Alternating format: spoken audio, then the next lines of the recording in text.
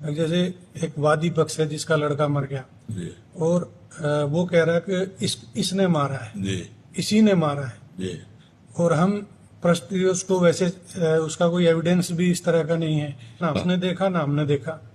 और वो चिल्लाता है नहीं मैंने नहीं मारा, मैं वहां था ही नहीं, मैंने ये किया ही नहीं। जी तो उस स्थिति में भी हम छोड़े उसको जी। तो हाँ, छोड़ा जा नहीं सकता क्योंकि रिपोर्ट है हाँ रिपोर्ट है। और पक्का पॉइंट है नहीं कि वो अपराधी है। आप तो साक्ष्य और रिपोर्ट दो के ही आधार पर कर सकते हैं। साक्ष्य मिले और जिसके नाम रिपोर्ट किया गया है, अब जैसे वो निरपराधी है और रिपोर्ट हुई तो आपको उनको पकड़ना पड़ेगा, उनको ले, ये उसका प्रारब्ध है।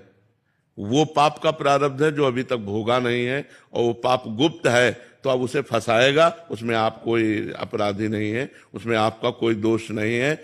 उस समय सही है, लेकिन पीछे उसने कोई पाप किया जो उसे फंसा रहा है, जो उसे थप्पड़ चलवा रहा। वो कह रहा है मैं कसम से कह रहा हूं मैंने पाप नहीं किया, ये अपराध नहीं किया। पक्का हम भी कह रहे हैं उसने नहीं किया, लेकिन उसको डंडे चलेंगे, उसको पिटना पड़ेगा तब तक जब तक उसका अपराध मोचन नहीं हो जाएगा जो गुप्त पाप हुआ है।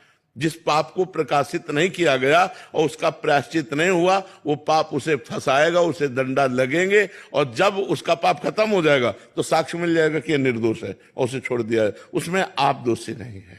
आपको रिपोर्ट की गई तो अपने रिपोर्ट के अनुसार कार्य करने में आपको कोई दोष नहीं। लेकिन जब कोई अर्थ आपको दे देगा तो स्पष्ट हो गया कि वो अर्थ बल से उनको दंड दिलाना चाहता है। उसमें हमें सावधान रहना है।